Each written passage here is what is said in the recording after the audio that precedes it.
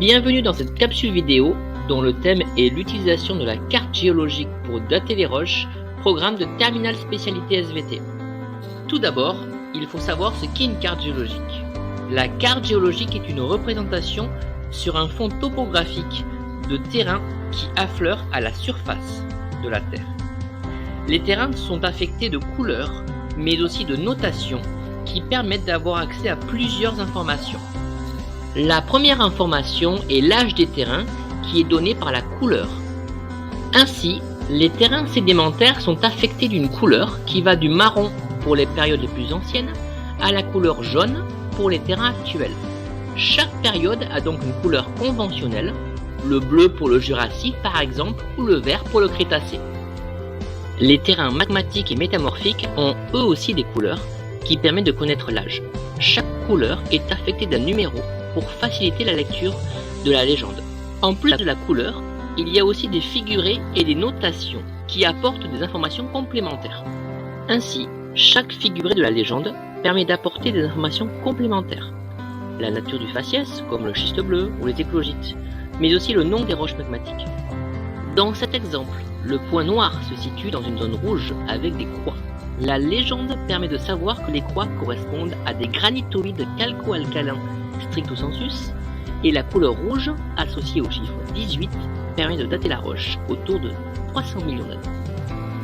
On peut aussi connaître des informations sur les failles, savoir si c'est une faille normale, caractéristique des zones d'extension, ou des failles inverses, typiques des zones de compression.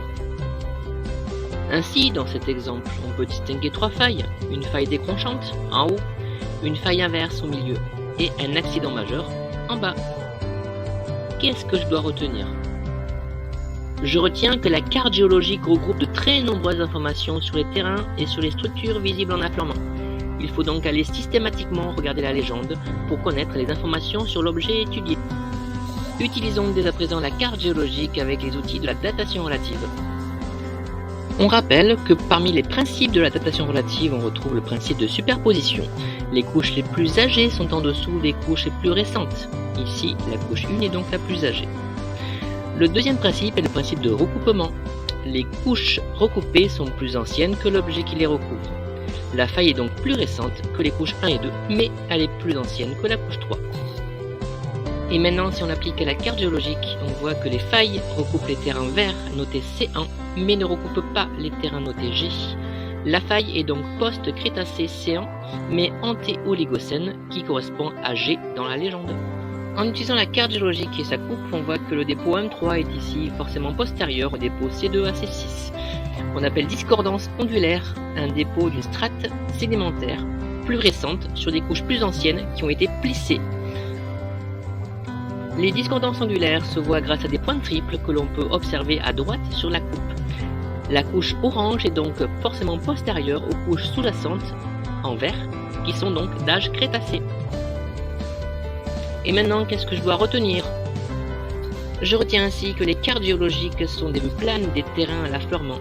On peut accéder à de très nombreuses informations et établir des chronologies d'événements grâce aux nombreux principes de la datation relative.